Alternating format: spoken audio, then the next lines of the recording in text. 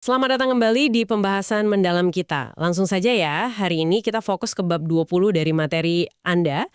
Topiknya ini satu kata yang mungkin kedengaran sederhana, tapi kekuatannya gede banget buat produktivitas. Konsistensi. Kita sering banget kan ngejar motivasi tinggi, tapi bab ini justru bilang konsistensi itu fondasi utamanya.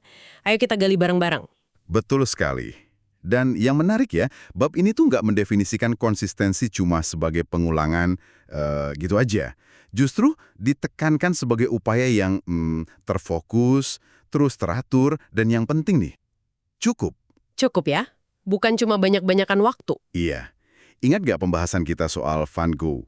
Bab ini seolah bilang kejeniusan dia itu bukan cuma soal inspirasi sesaat, tapi lebih ke disiplinnya dia buat terus kerja, kasih perhatian yang cukup, dan teratur, hari demi hari, gitu. Walaupun hasilnya mungkin nggak langsung kelihatan. Iya, jadi kayak akumulasi ya, keputusan sadar buat terus maju gitu. Persis, keputusan sadar.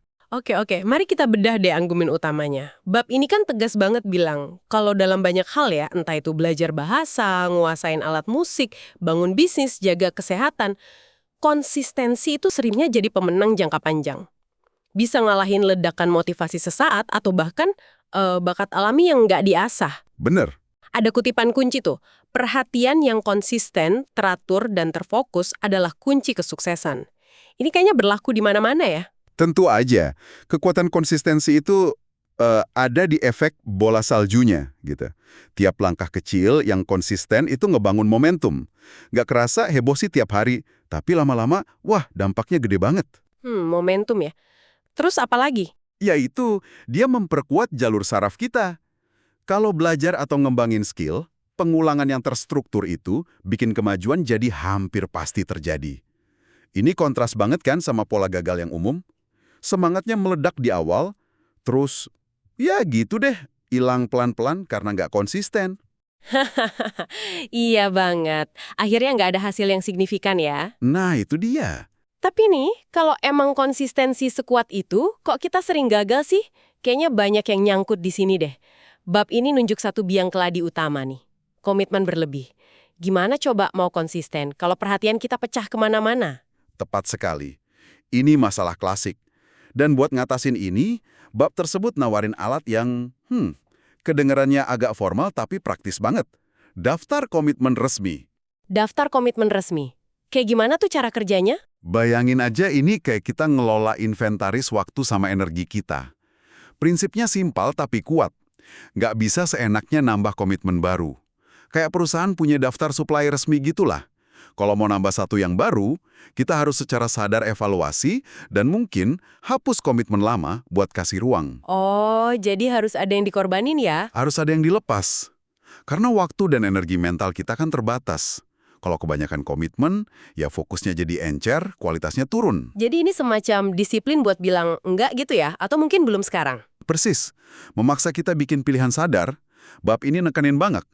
Komitmen adalah tentang apa yang tidak akan Anda lakukan, sama pentingnya dengan apa yang akan Anda lakukan. Jadi pakai daftar ini bukan cuma soal rapi-rapi, tapi juga bikin lega secara psikologis. Kita proaktif mutusin fokus kita di mana. Nggak terus-terusan ngerasa kewalahan. Nah, nyambung soal fokus tadi, gimana kita tahu sebuah komitmen itu layak masuk daftar resmi? Terutama soal kata kunci tadi, perhatian yang cukup. Apa sih artinya cukup di sini menurut bab itu? Cuma soal jam aja? Pertanyaan bagus. Nah, cukup di sini tuh bukan cuma soal alokasi waktu di kalender. Ya, bab ini ngertiinnya sebagai ngasih level energi mental dan fokus yang emang dibutuhin sama tugas atau komitmen itu, biar hasilnya berkualitas. Oh, jadi kualitas perhatiannya ya? Bukan cuma kuantitas waktunya? Betul, bukan sekedar hadir fisik atau centang checklist. Kalau Anda lihat daftar komitmen Anda, terus sadar ada satu komitmen yang cuma bakal dapat sisa-sisa energi, hasilnya pasti di bawah standar kan?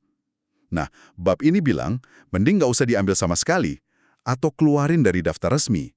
Kualitas perhatian ngalahin kuantitas komitmen. Ini jadi nyambung lagi ya ke pentingnya sistem manajemen waktu yang bagus, kayak yang mungkin udah Anda terapkan dari bab 9. Sistem itu jadi kayak cermin kapasitas realistis kita ya. Iya, bener banget. Sistem itu ngebantu kita ngeliat dengan jelas berapa banyak sih ruang yang beneran kita punya buat ngasih perhatian yang cukup tadi ke tiap item di daftar komitmen resmi. Biar nggak terjebak ilusi bisa ngerjain semuanya gitu ya. Tepat. Sistem itu mendukung disiplin konsistensi. Memastikan komitmen di daftar resmi itu beneran dapat sumber daya waktu, fokus, energi yang dibutuhin. Kalau nggak, ya daftar komitmen resmi cuma jadi daftar harapan aja. Oke, oke. Jadi kalau dirangkum nih, apa take away penting dari bab 20 ini buat Anda semua?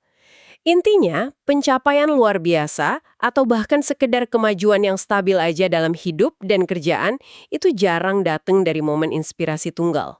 Iya, itu lebih merupakan buah dari tindakan yang disengaja, teratur, dan yaitu tadi, konsisten, hari demi hari. Tentang disiplin buat terus melangkah aja ya, bangun bata demi bata. Betul. Dan ini bawa kita ke sebuah refleksi penutup nih buat Anda. Coba deh, luangkan waktu sejenak nanti, lihat lagi semua komitmen yang lagi Anda jalani. Kerjaan, proyek pribadi, keluarga, pengembangan diri, jujur deh sama diri sendiri. Komitmen mana sih yang sebenarnya nggak dapat perhatian yang konsisten, teratur, dan cukup biar bisa berhasil atau ngasih hasil berkualitas? Terus, pertanyaan yang mungkin lebih susah nih.